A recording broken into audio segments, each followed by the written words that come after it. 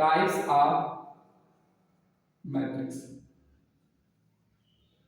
Types of matrices. ठीक है, आव्यूह के प्रकार। तो आव्यूह के प्रकार तो लिखेंगे यहाँ पे, आव्यूह निम्न प्रकार के होते हैं, निम्न प्रकार के होते हैं, निम्न मतलब जो नीचे दिखाया जाएगा अभी, निम्न प्रकार के होते हैं। पहला जिसको हम कहते हैं पंक्ति आव्यूह, पहला होगा पंक्ति आव्यूह, जिसको इंग्लिश में कहते हैं रो मैट्रिक्स, रो मैट्रिक्स। तो पंक्ति आव्यूह किसे कहते हैं? ठीक, इसमें समझिए कि जब आव्यूह या ऐसा आव्यूह, ऐसा आव्यूह जिसमें केवल एक पंक्ति हो, ऐसा आव्यूह जिसमें केवल एक पंक्ति हो, उसे पंक्ति आव्यूह कहते हैं। जैसे 1 2 3, ठीक है, इस तरह जैसे मान लेते हैं a बराबर आव्यूह, a बराबर दे देगा इस तरह आव्यूह। और आव्यूह को हम एक चीज बताना भूल गए, आव्यूह को कैपिटल लेटर से दर्शाया जाता है।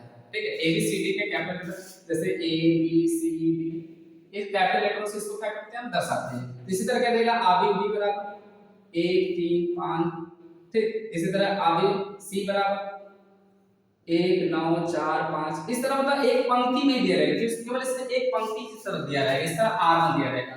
तो ऐसे हम आव्यूह को क्या कहेंगे, पंक्ति आव्यूह हो जाएगा। तो बता दें जिसको ये कौन सा आव्यूह, 5 6 7, ये कौन सा आव्यूह हो जाएगा, तो पंक्ति आव्यूह। क्यों? क्योंकि इसमें क्या है, केवल एक पंक्ति होनी चाहिए, तो ऐसे आव्यूह को हम क्या कहते हैं, पंक्ति आव्यूह कहते हैं। ठीक इसी प्रकार हमारा जो दूसरा आव्यूह होगा, जिसको हम कहते हैं अस्तंभ आव्यूह। क्या कहते हैं, अस्तंभ आव्यूह। दूसरा जो होगा उसको कहेंगे अस्तंभ आव्यूह,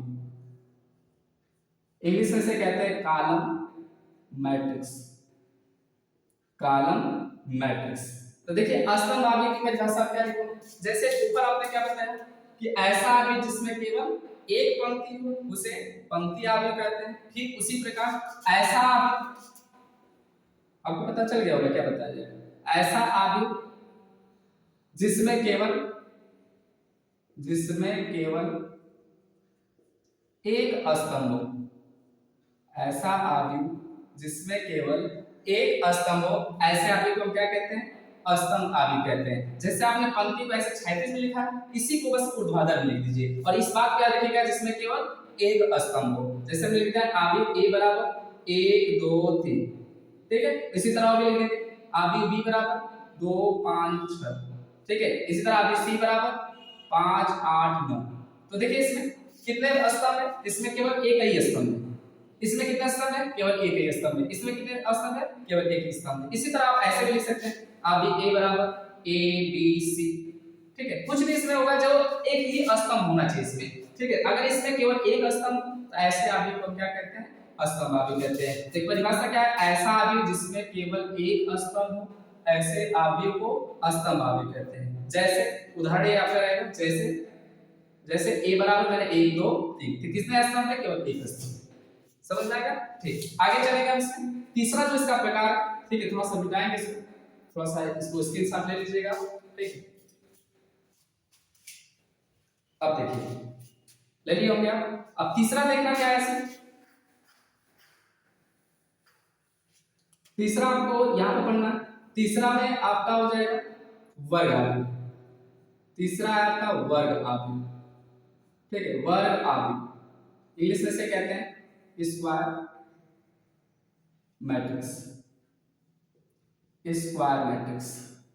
स्क्वायर मैट्रिक्स की परिभाषा क्या बताना है, तो यहाँ पे देखिए यहाँ पर हम एक चीज बताया आपको कि यम गुणे यम, यम को हम कह रहे हैं पंक्ति, यम को क्या कह रहे हैं, पंक्ति, यम को क्या कह रहे हैं हम, स्तंभ।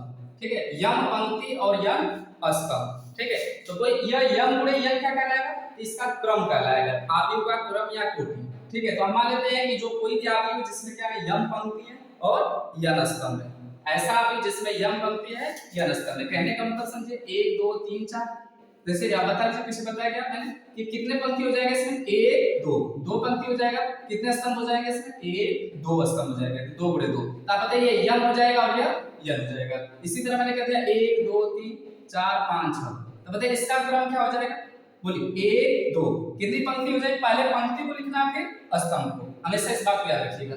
तो पहली पंक्ति दूसरी पंक्ति, तो ये जाएगा 2 गुणे कितने स्तंभ हो जाएंगे, 1 2 3 3 स्तंभ हो जाएंगे, 2 गुणे 3। अब बताइए इसमें यम कौन होगा, 2, पहला हमेशा यम पंक्ति और यम स्तंभ, तो यम क्या हो जाएगा 3, यम का मान 2 और यम का मान 3। तो ये कहने का तात्पर्य जैसे, तो अब यहाँ पे समझिए परिभाषा क्या है, वर्ग आदि किसे कहते हैं, तो ऐसा आदि जिसमें पंक्तियों की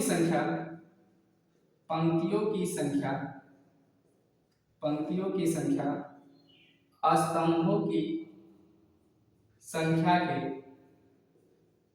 बराबर होता है, अर्थात यम बराबर यन, इस बात को याद रखिएगा। यम क्या मैंने बताया, पंक्ति, यन क्या है, स्तंभ। तो जिस यह पंक्ति स्तंभ के यदि बराबर हो तो उसे हम क्या कहते हैं, ऐसे आव्यूह को हम वर्ग आव्यूह कहते हैं। जैसे समझिए, जैसे मैंने लिख दिया आव्यूह a बराबर 1 2 3 4, ठीक है। तो कितने पंक्ति हो गया इसमें, 2 पंक्ति हो गया, कितने स्तंभ हो गए, देखिए 1 2 2 स्तंभ हो जाएंगे। तो पहले पंक्ति को लिखना है, गुणा करके स्तंभ को लिखना है। तो बताइए यम का मान क्या है, यम का मान 2 है, यन का भी मान कितना है, यन का भी मान 2 है, तो यम बराबर क्या हो जाएगा, यम, ठीक है। तो जब ये दोनों संख्याएं सेम है तो ऐसे आव्यूह को हम क्या कहते हैं, वर्ग आव्यूह कहते हैं। जैसे 1 2 3 4 5 6 7 8 9, ठीक है। अब बताइए 1 2 3 कितने पंक्ति, 3 पंक्ति, पहले पंक्ति को लिखना है फिर स्तंभ को, कितने स्तंभ हो जाएंगे, 1 2 3 स्तंभ। देखिए 3 3 बराबर हो गया, तो जितना पंक्ति उतना क्या इसमें स्तंभ है। यदि पंक्तियों की संख्या स्तंभों की संख्या के क्या बराबर हो तो ऐसे आव्यूह को हम क्या कहते हैं, वर्ग आव्यूह कहते हैं। ऐसे आव्यूह को क्या कहते हैं, वर्ग आव्यूह कहते हैं। बस आपको इतना देखना है कि इसमें पंक्तियों की संख्या स्तंभों की संख्या के क्या होना चाहिए, बराबर होना चाहिए। जैसे और भी उदाहरण देख लीजिए 1 0 0 1, जैसे इसको सी मान लीजिए, ठीक है, इसको आप, ठीक है, कोई दिक्कत नहीं, सी बराबर क्या मान लेते हैं, जैसे बताइए कितने पंक्ति है, 1 2, कितने स्तंभ हो जाएगा, 1 2, 2 पंक्ति 2 स्तंभ हो जाएगा, ठीक है। तो जितने पंक्ति उतने स्तंभ होंगे, तो ऐसे आव्यूह को हम क्या कहते हैं, वर्ग आव्यूह कहते हैं, ठीक। अब देखिए, अब तीसरा के बाद जो चौथा हेडिंग होगा वह ध्यान देना, इसका चौथा जो प्रकार है इसको मिटाते हैं, ठीक है, थोड़ा सा स्क्रीन साफ ले लीजिए। हाँ देखिए, अब इसमें चौथा जो प्रकार है वो क्या है, चौथा इसमें, ठीक है, इसको हम कहते हैं अदिश आव्यूह। अदिश आव्यूह से बात पढ़ लीजिए, इससे पहले आपको पढ़ना है तत्समक आव्यूह, इंग्लिश में से कहते हैं आइडेंटिटी मैट्रिक्स।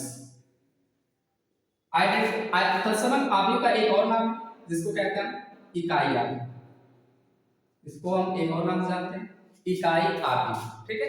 तो कभी कभी इसकी परिभाषा बोर्ड एग्जाम में कुछ भी ली जाती है, इकाई आव्यूह से आप क्या समझते हैं, या क्या आप इकाई आव्यूह का उदाहरण से इसकी परिभाषा लिखने के लिए कह देगा। तो देखिए इकाई आव्यूह किसे कहते हैं, सुनिए, आव्यूह a बराबर दे दिया 1 0 0 1, ठीक है। उसी तरह हमने b बराबर दे दिया 1 0 0 0 1 0 0 1 0।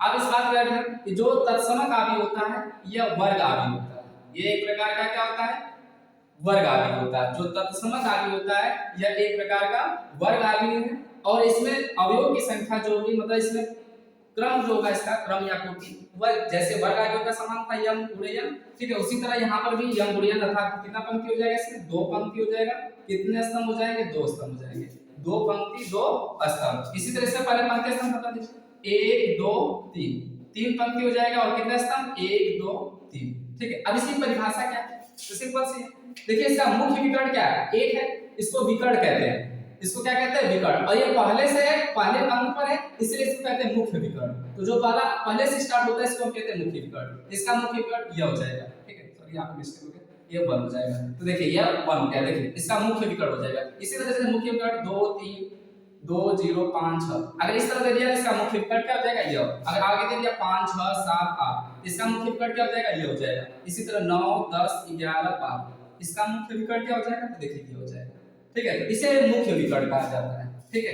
तो ध्यान सुनना, मुख्य विकर्ण में आपको क्या सीखना है, ठीक है। इस ऐसा अवयव जिसका मुख्य विकर्ण एक हो, क्या हो, एक हो, एक के अलावा 2 4 5 6 नहीं होना चाहिए, ठीक है। ऐसा अवयव जिसका मुख्य विकर्ण एक हो, ऐसे अवयव को हम इकाई अवयव या तत्समक अवयव कहते हैं, ठीक है। तो क्या लिखेंगे, ऐसा अवयव, बोलिए, ऐसा अवयव जिसका मुख्य विकर्ण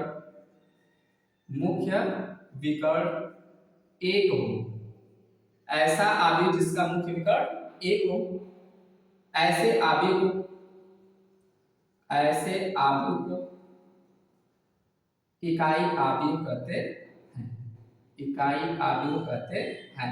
और यह एक प्रकार का कैसा अवयव होता है, यह एक वर्ग अवयव है, यह एक क्या है, वर्ग अवयव है, ठीक है। तो इकाई या तत्समक अवयव को हम क्या कहते हैं, वर्ग अवयव भी कहते हैं। क्यों, क्योंकि इसमें पंक्तियों की संख्या स्तंभों की संख्या के बराबर होती है, ठीक। और परिभाषा उसी के कि ऐसा अवयव जिसका मुख्य विकर्ण एक हो, ऐसे अवयव को हम क्या कहते हैं, इकाई या तत्समक अवयव कहते हैं, ठीक। अब चलेंगे हम पांचवा क्वेश्चन, पांचवा इसमें देखेंगे, पांचवा जो प्रकार है इसमें हो गया, थोड़ा स्क्रीनशॉट ले लीजिए इसमें,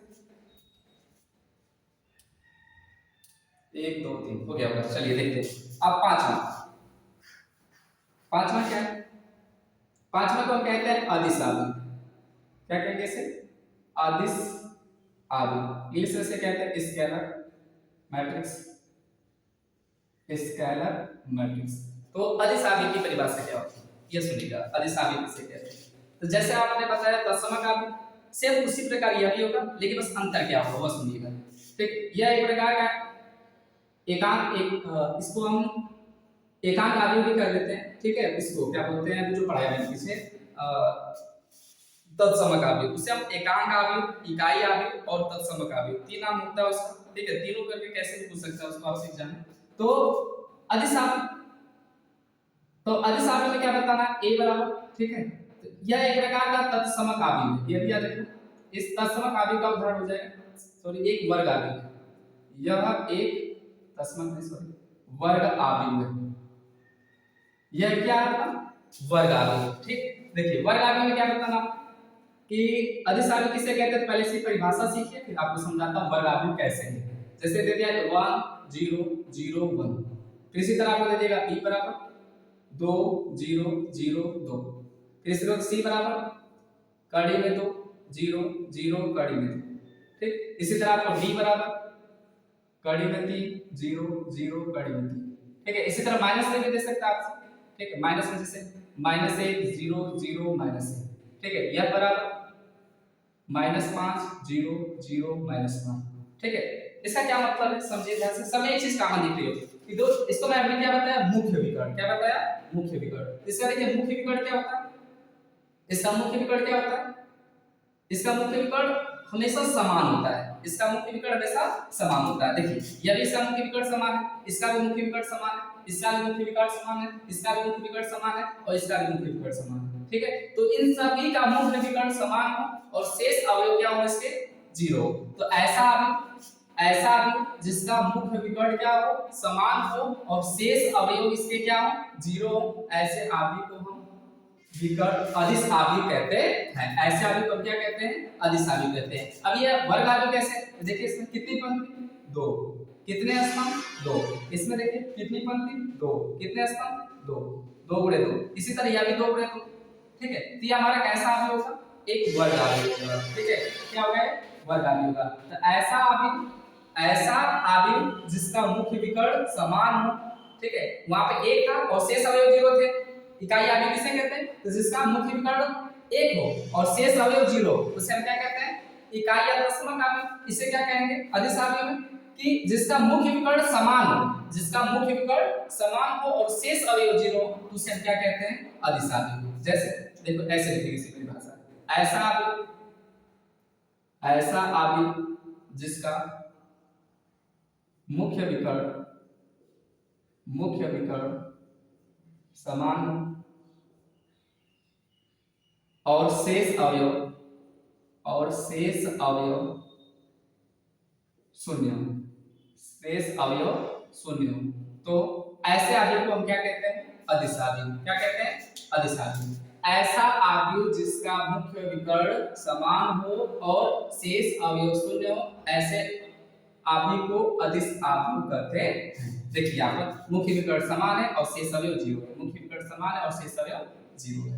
मुख्य विकर्ण समान है, शेष अवयव 0 है। तो ये आपका 2 गुणे 2 क्रम का है। इसी तरह आपको 3 गुणे 3 क्रम में भी देखिए 3 गुणे 3 क्रम का कैसे हो जाएगा। जैसे हमने लिख दिया a बराबर 3 0 0 0 3 0 0 0 3। देखिए आप मुख्य विकर्ण क्या है, समान है और शेष अवयव क्या है, 0 है। इसी तरह b बराबर आपको दे देगा a 0 0 0 a 0 0 0 a। ठीक है, तो यह आपका क्या हो जाएगा, ध्यान सुनो, इसका मुख्य विकर्ण क्या हो गया, देखो a इसका मुख्य विकर्ण 3 3 3 और शेष अवयव क्या दिख रहे हैं आपको, 0 दिख रहे हैं। ये परिभाषा क्या बता रहा है आपको कि ऐसा आव्यूह जिसका मुख्य विकर्ण समान हो और शेष अवयव शून्य हो, तो ऐसे आव्यूह को हम क्या कहते हैं, अदिश आव्यूह कहते हैं। फिर से एक बार सुनिए, ऐसा आव्यूह जिसका मुख्य विकर्ण समान हो, जिसका मुख्य विकर्ण समान हो और शेष अवयव शून्य हो, और शेष अवयव क्या हो, शेष अवयव क्या हो, इसको शून्य हो, तो उसको हम क्या कहते हैं, अदिश आव्यूह। क्या कहेंगे, अदिश आव्यूह। ठीक है, इसको मिटाते हैं। अच्छा, इसके साथ